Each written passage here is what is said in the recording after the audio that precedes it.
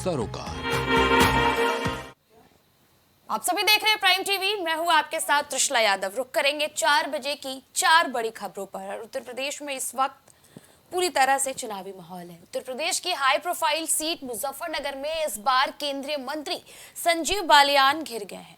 संजीव बालियान तीसरी बार चुनावी मैदान में उतरे हैं, जिनके खिलाफ सपा से जाट नेता हरेंद्र मलिक और बसपा से दारा सिंह प्रजापति चुनावी मैदान में है।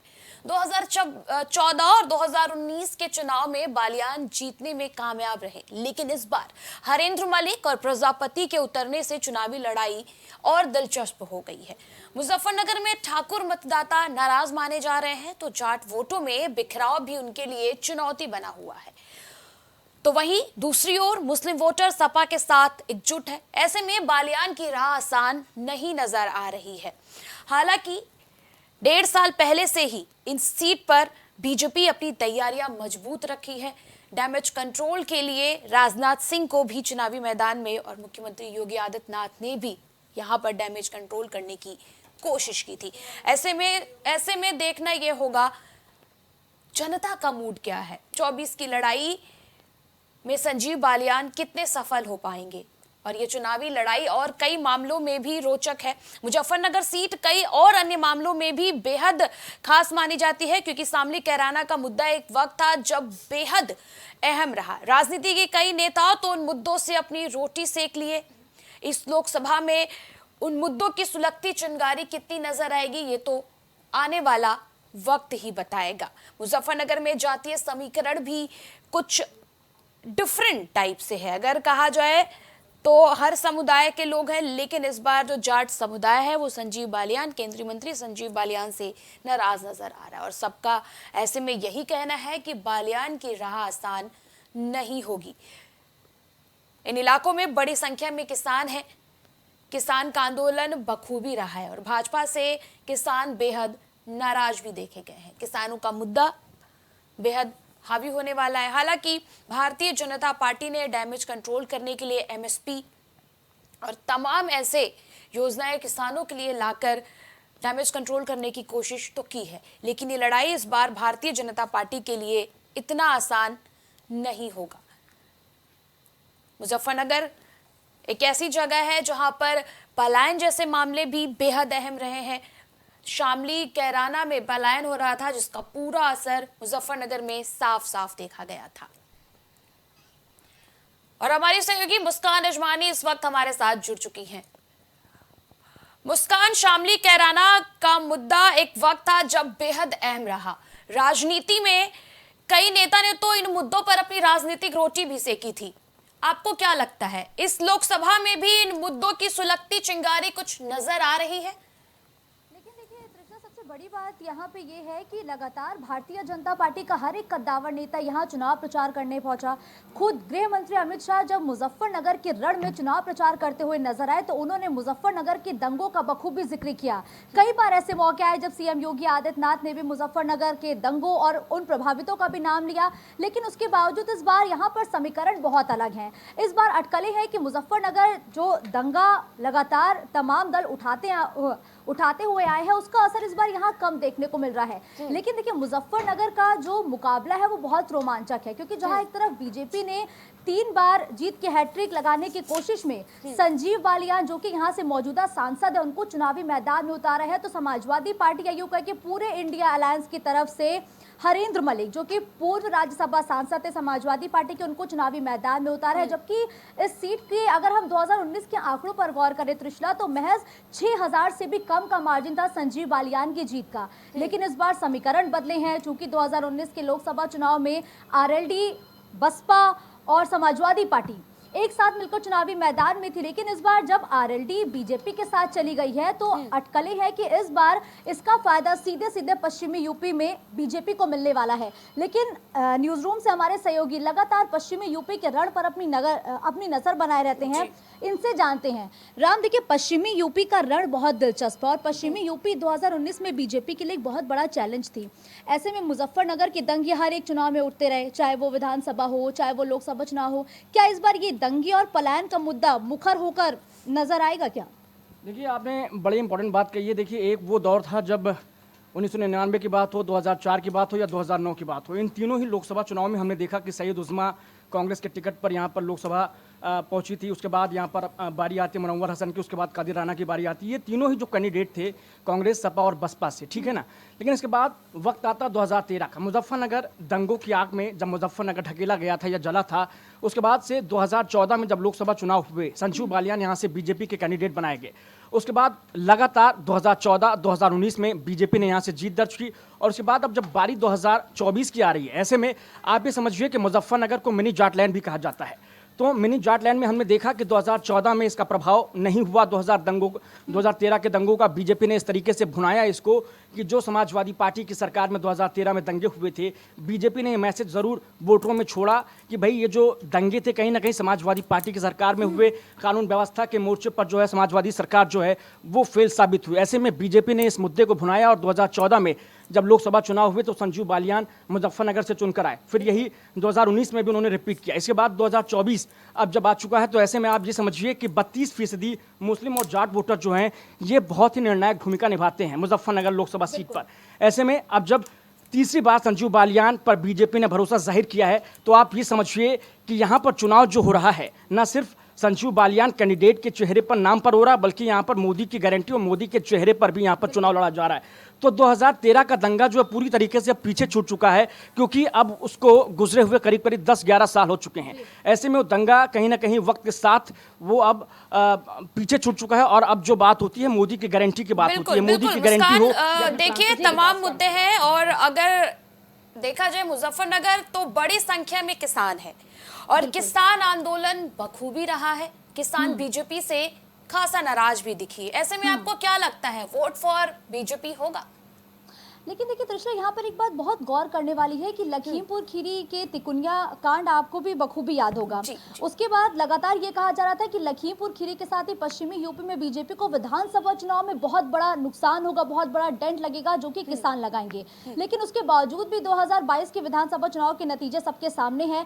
तो इस बार मुझे नहीं लगता कि किसानों का मुद्दा बहुत ही बड़ा कोई गेम चेंजर रोल प्ले कर सकता है, क्योंकि इस बार जो जनता है वो कहीं ना कहीं राम मंदिर के मुद्दे पर वोट देने पहुंच रही है। और जिस तरीके से प्रधानमंत्री नरेंद्र मोदी की गारंटी के नाम से बीजेपी ने अपना मैनिफेस्टो जारी किया है, तो जनता उसको खासी तरजीह दे रही है। तो किसानों का मुद्दा इस बार बहुत बड़ा गेम चेंजर पश्चिमी यूपी में साबित नहीं हो सकता है। तृष्णा, मुजफ्फरनगर का जातीय समीकरण क्या कह रहा है मुस्कान?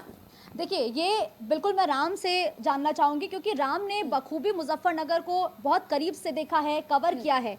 राम, देखिए मुजफ्फरनगर सियासी लिहाज से बहुत महत्वपूर्ण है, बीजेपी के लिए बहुत इंपॉर्टेंट सीट है, क्योंकि महज जिन 8 सीटों पर चुनाव होने हैं सिर्फ 3 सीटें बीजेपी के खाते में आई।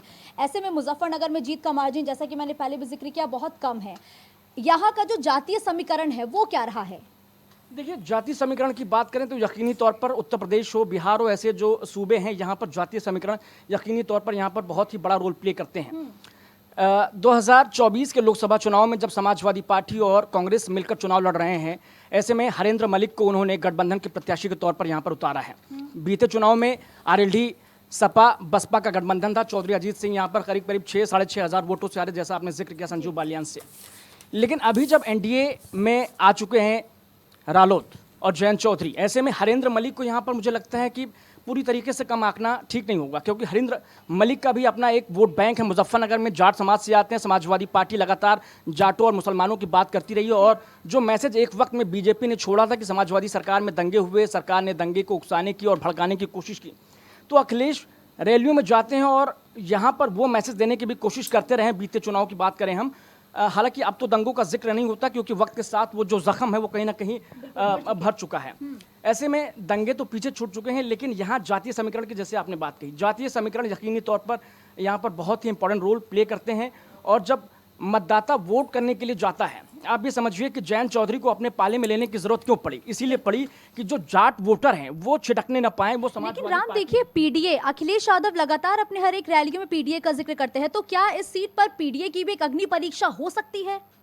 देखिए पीडीए जो है वो अखिलेश का नारा इसीलिए है कि पीडीए के वोटरों को लुभाने के लिए जो भी इस दायरे में आते हैं। लेकिन देखिए कि केवल पीडीए का नारा देकर आप कोई भी चुनाव नहीं जीत सकते हैं, क्योंकि अगर आप सोचें कि आप पीडीए का नारा देकर जाट हो या फिर दलित हो, अल्पसंख्यक हो, या फिर जो है आप ये समझ लीजिए कि पीडीए, ठीक है ना, ये पीडीए का नारा जो है, आप यकीनी तौर पर आप समझिए कि आप इस नारे के भरोसे कोई चुनाव नहीं जीत सकते हैं। आपको चाहिए कि सभी जातियों को, धर्मों को आपको साथ लेना होगा। जैसे कि आप बहुजन समाज पार्टी की बात करें, क्या कहती है पार्टी? बहुजन हिताय सर्वजन हिताय सर्वजन सुखाय की बात करती है, यानी कि सभी धर्मों को। हाँ, कोर वोटर जो है उसका दलित जरूर है, लेकिन जब वो पार्टी अपने वोटरों में जाती है तो यही नहीं, सभी धर्मों को साथ लेने की कोशिश करती है। ऐसे ही बीजेपी का नारा क्या है? सबका साथ सबका विकास। इस बार तो मोदी की गारंटी लगातार सुनने को मिल रहा है। आप ये समझिए कि अखिलेश यादव को इससे कहीं ना कहीं मुझे लगता है कि नुकसान भी होता रहा है। पीडीए का नारा जो है, केवल पीडीए ही चुनाव में आएंगे, वोट देंगे, ऐसा नहीं है। अगर आप ये सोचिए कि 42-32 इस बार अगर देखा जाए जी। इस बार अगर देखा जाए बीजेपी, कांग्रेस, समाजवादी पार्टी, इन सबके इतर चंद्रशेखर आजाद भी इस वक्त चुनावी मैदान में है। एक तरफ से जिस तरह से हमेशा कहा जाता था कि बसपा के कोर वोटर जो हैं उनमें सेंधमारी जरूर करेंगे चंद्रशेखर आजाद, क्योंकि देखिए पिछले दिनों जिस प्रकार से वो एक्टिव रहे। अगर हम एक बार मैप देखा जाए, जो उत्तर प्रदेश के 8 सीटों पर चुनाव है, मैप की ओर से अगर नीचे आएंगे मुस्कान, तो सहारनपुर, कैराना, शामली, मुजफ्फरनगर, ये सब सीधा आते हैं। जब दंगा हुआ था चंद्रशेखर रावत पर तो काफी सिंपैथी उन्हें, जब उन पे हमला हुआ था तो उन्हें काफी सिंपैथी मिली थी। उसके बाद अगर देखा जाए तो युवा भी चंद्रशेखर आजाद के साथ जा रहा है। चंद्रशेखर आजाद बसपा के कोर वोटर में कितना सेंध मारने में कामयाब नजर आ सकते हैं इस बार मुस्कान? देखिए, बिल्कुल तृष्णा, आपने ठीक सवाल किया है, क्योंकि पश्चिमी यूपी की हर एक सीट पर हर एक पार्टी का फोकस रहा है। लेकिन जिस तरीके से नगीना के चुनावी रण में चंद्रशेखर आजाद निर्दलीय प्रत्याशी के तौर पर चुनाव लड़ रहे हैं, ये कहीं ना कहीं बसपा के साथ हर एक पार्टी के लिए परेशानी बढ़ाने वाली बात होगी। क्योंकि आपने भी जिक्र किया कि चंद्रशेखर पर हुए हमले के बाद उनको लगातार सिंपैथी मिलती रही। सिंपैथी वोटर्स अब उनके कन्वर्ट होंगे या नहीं, ये देखना बहुत दिलचस्प होगा। लेकिन एक बात तो साफ है कि नगीना के अगर हम जातीय समीकरण पर गौर करें तो यहाँ पर दलित और पिछड़े जो है ये निर्णायक भूमिका में रहते हैं। अगर चंद्रशेखर आजाद को लगातार पिछड़ों का समर्थन मिलेगा तो ये कहीं ना कहीं बसपा के साथ ही बीजेपी को भी बहुत बड़ा नुकसान दे सकता है। तुषला, बिल्कुल बिल्कुल। और देखा मुस्कान, एक चीज और अगर देखा जाए तो सबसे ज्यादा आपराधिक मुकदमे चंद्रशेखर आजाद पर ही दर्ज है। फिलहाल आपका बहुत बहुत शुक्रिया हमारे साथ जुड़ने के लिए।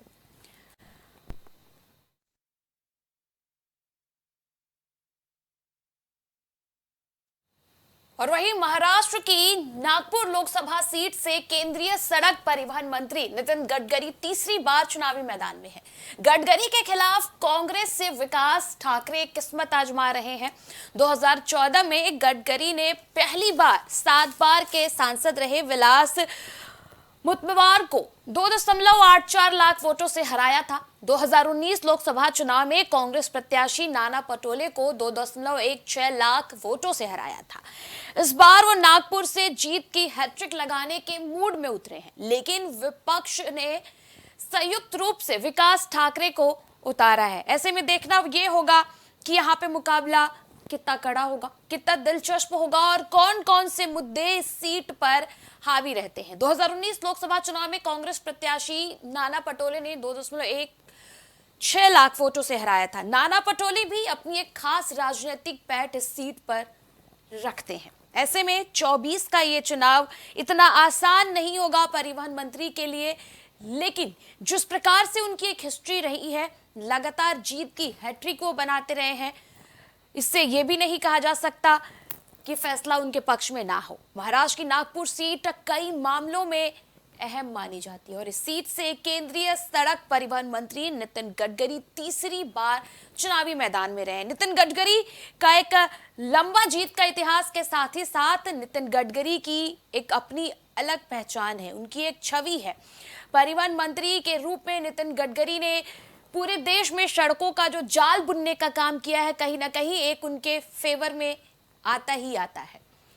वहीं गडकरी के खिलाफ कांग्रेस से विकास ठाकरे चुनावी मैदान में है। 2014 में गडकरी ने पहली बार 7 बार के सांसद रहे विलास मुत्तवार को हराया था और जो ये अंतर था वो लाखों का था। 2019 लोकसभा चुनाव में कांग्रेस प्रत्याशी नाना पटोले को भी लाखों वोटों के अंतर से नितिन गडकरी ने हराया था। इस बार वो नागपुर से जीत की हैट्रिक लगाने के मूड में उतरे हैं, लेकिन विपक्षी ने संयुक्त रूप से विकास ठाकरे को उतारा है।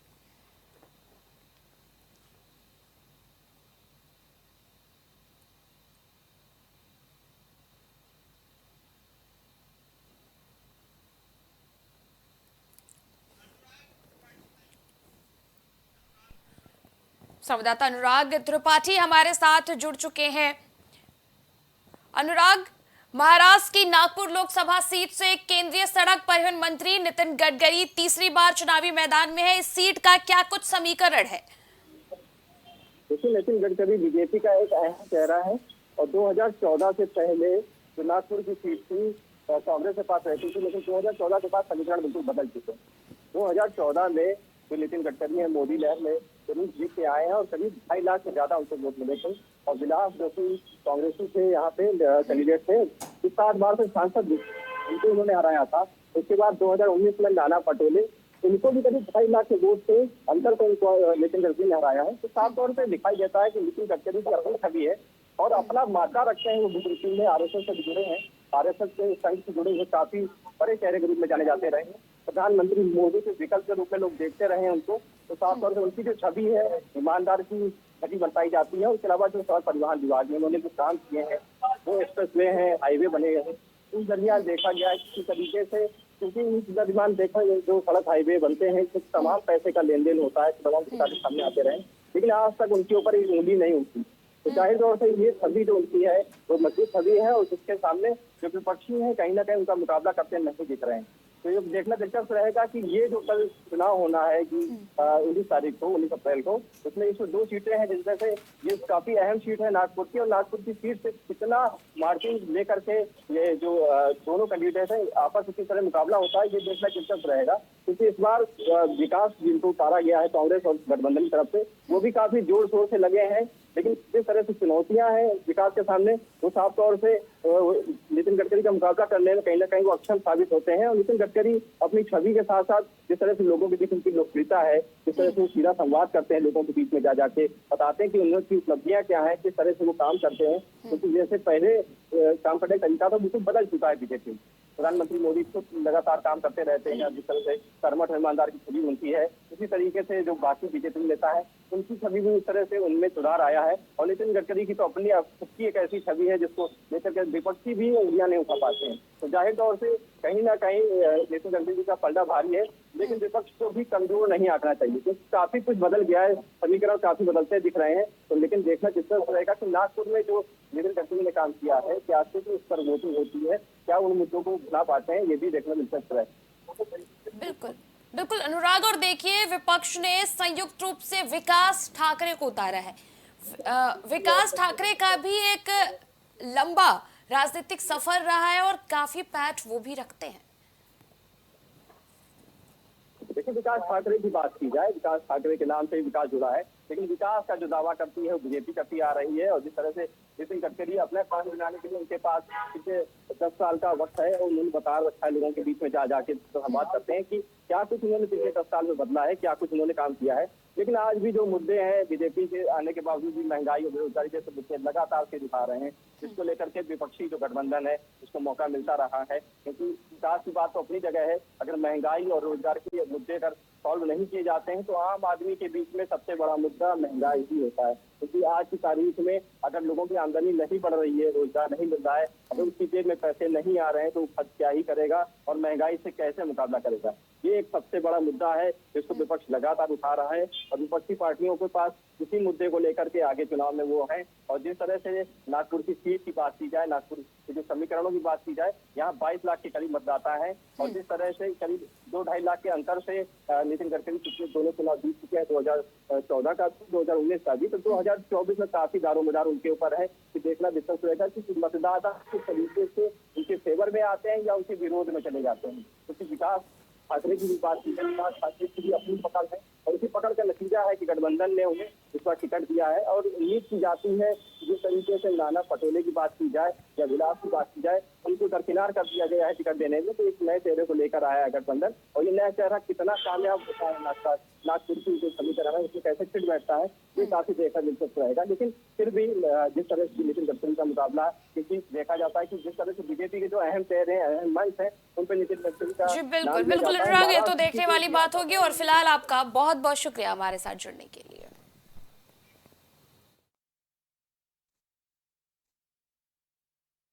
और वहीं जम्मू कश्मीर के दिग्गज नेता और मोदी सरकार में मंत्री जितेंद्र सिंह उधमपुर लोकसभा सीट से चुनावी मैदान में उतरे हैं।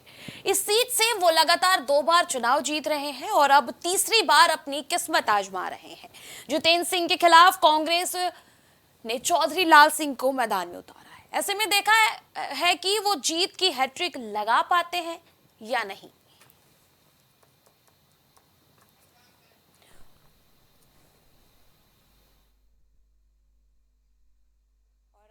संवाददाता अनुराग त्रिपाठी हमारे साथ जुड़ चुके हैं। अनुराग, इस बार अगर रुक किया जाए, जम्मू कश्मीर के दिग्गज नेता और मोदी सरकार के मंत्री जितेंद्र सिंह उधमपुर लोकसभा सीट से चुनावी मैदान में है, क्या कुछ समीकरण इस सीट का है? देखिए, उधमपुर कचरा की जो तरह की सीट की बात करेंगे तो यहाँ पर खासतौर पे जो यहाँ के मुद्दे हैं वो पहाड़ी मुद्दे हैं, देविका प्रोजेक्ट है, हाइड्रो पावर प्रोजेक्ट है, इनको लेकर के, इसके अलावा महंगाई, बेरोजगारी जैसे जो मुद्दे हैं जो आम जनजीवन को प्रभावित करते हैं, ये सभी मुद्दे काफी अहम रहने वाले हैं। और जिस तरह से कांग्रेस गठबंधन में है और कांग्रेस ने जिस तरह से चौधरी लाल सिंह को उतारा है, तो चौधरी लाल सिंह ने भी अपने इन मुद्दों को लेकर के वोटरों के बीच में काफी उम्मीद जगाई है। लेकिन अब देखना ये भी दिलचस्प रहेगा क्योंकि पिछले 2 बार चुनाव वो हार चुके हैं, कांग्रेस गठबंधन बाहर है सत्ता से। और जिस तरह से बात की जाए जितेंद्र सिंह की, तो जितेंद्र सिंह काफी पावरफुल तरीके से अपनी पकड़ बनाए हुए हैं और उनकी पकड़ कहीं से ढीली होती है। जिस तरह से जितेंद्र सिंह लोकसभा में भी जो यहाँ के मुद्दे उठाते रहे और यहाँ के मुद्दों को लेकर के विकास की बात की जाए, उन मुद्दों को लेकर के तमाम तरह की जो आवाज उठाते रहे यहाँ के वोटरों के लिए, तो उसको देखना पड़ेगा कि वोटर उसको किस तरह सकारात्मक रूप से लेते हैं या फिर कहीं ना कहीं कांग्रेस गठबंधन की ओर जाते हैं। ये तो कल होने वाला चुनाव ही तय करेगा। साथ ही जो वोटिंग परसेंटेज है ये भी काफी कुछ बयां करेगा कि आखिर वोटिंग परसेंटेज बढ़ता है तो कहीं ना कहीं बीजेपी को फायदा होने वाला है। लेकिन अब ये भी है कि जिस तरह से कांग्रेस गठबंधन क्या ये सारे मुद्दे जो बना पाती कि नहीं बना पाती, क्योंकि घोषणा पत्र जो आया है, घोषणा पत्र में तमाम वादे तो किए गए हैं लेकिन वायदे आपस में दूसरे को कंफ्यूज कर रहे हैं। बीजेपी का घोषणा पत्र हो, समाजवादी पार्टी का हो या कांग्रेस का घोषणा पत्र हो, आपस में एक दूसरे को ही काट रहे हैं। तो ये भी देखना दिलचस्प रहेगा कि गठबंधन के ही 2 घोषणा पत्र, जब किसी सरकार राज्य सरकार में कोई और घोषणा पत्र आ रहा है तो ये आपस में एक दूसरे को काफी पेचीदा बना देते हैं। लेकिन बीजेपी की जिस तरह से घोषणा पत्र में बात की गई है, जिस तरह से युवाओं में फोकस किया गया है, महिलाओं पे किया गया है, गरीब और किसानों पे किया गया है, ये 4 जो उनके पिलर हैं इसमें काफी कुछ मेहनत की गई है। ये मेहनत कितना रंग लाती है ये आने वाला वक्त बताएगा। लेकिन कल का चुनाव जो है काफी दिलचस्प होने वाला है क्योंकि जितेंद्र सिंह क्या अपनी इस बार फिर से हैट्रिक लगा पाते हैं, फिर से सरकार में वापस आ पाते हैं, ये देखना काफी दिलचस्प है। लेकिन ये भी तय है कि जितेंद्र सिंह ने अपनी तरफ से कोई कसर नहीं छोड़ी है। यहाँ तक कि प्रधानमंत्री भी उनके फेवर में वहाँ रैली करने गए, यूपी के जो सीएम है वो भी पहुंचे। इसके अलावा जो कांग्रेस की तरफ से राज बब्बर भी वहाँ पर प्रचार करते नजर आए। तो किसी ने भी कोई भी कैंडिडेट अपने में कोई कमतर नहीं है और प्रचार करने में किसी भी पार्टी ने कोई कमी नहीं छोड़ी है। लेकिन फिर भी ये देखना दिलचस्प रहेगा कि आज समीकरणों में कोई बदलाव होता है क्योंकि एक समय तक हम देखते आए हैं कि 2014 से पहले तमाम सीटों पे कांग्रेस रही है। लेकिन कांग्रेस जिस तरह से एक बार सत्ता से बाहर हुई और पिछले 10 साल में जिस तरह से कांग्रेस पार्टी के ग्राफ में डिक्लाइन आया है, तो साफ तौर पर दिखाई देता है कि कहीं ना कहीं कांग्रेस कमजोर होती जा रही है और जो बीजेपी है और जो उसके सहयोगी दल है कहीं मजबूती से टिके हुए हैं और जो मजबूती उनके साथ दिख रही है, क्या वो इस बार चुनाव में तब्दील होती है, ये भी देखने वाली बात होगी। लेकिन फिर भी कांग्रेस भी अपनी तरफ से लगी हुई है, अपने घोषणा पत्र का प्रचार प्रसार कर रही है। बिल्कुल बिल्कुल अनुराग, और आपका बहुत बहुत शुक्रिया तमाम जानकारी के लिए।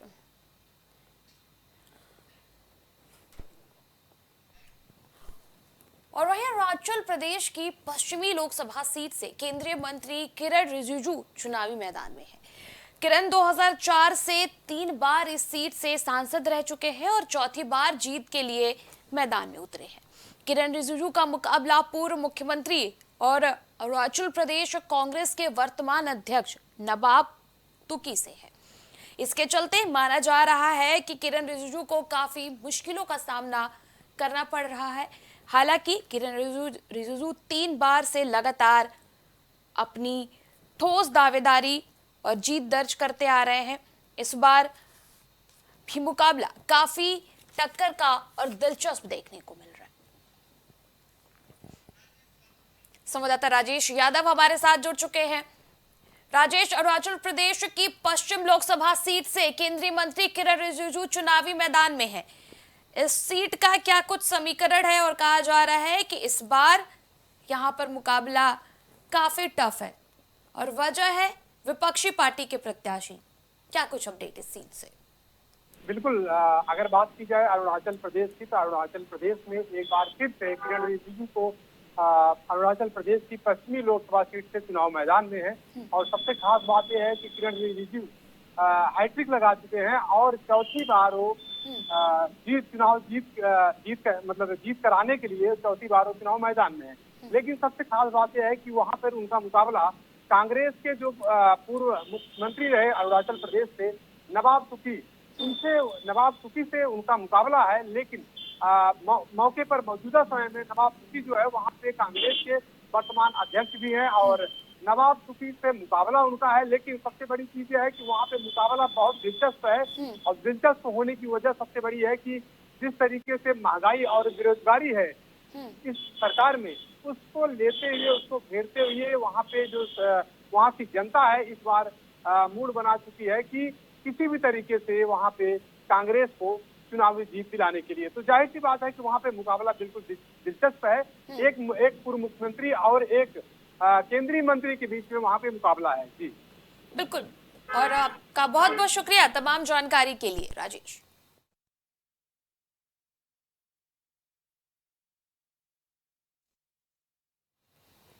और 4 बजे की 4 बड़ी खबरों में इतना ही। बने रहिए प्राइम टीवी के साथ। कुछ भाव पुष्प। आप देख रहे हैं प्राइम टीवी, सच साहस सरोकार। हरी कृपा रामबाण तेल इस्तेमाल करने का क्या प्रभाव पड़ा?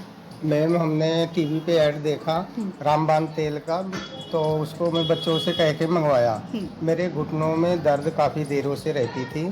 फिर उसको मैं 10-15 दिन इस्तेमाल किया। उसके बाद मेरे को काफ़ी राहत महसूस हुई। कामकाज में, भाग दौड़ में मेरा काफ़ी ठीक ठाक रहा।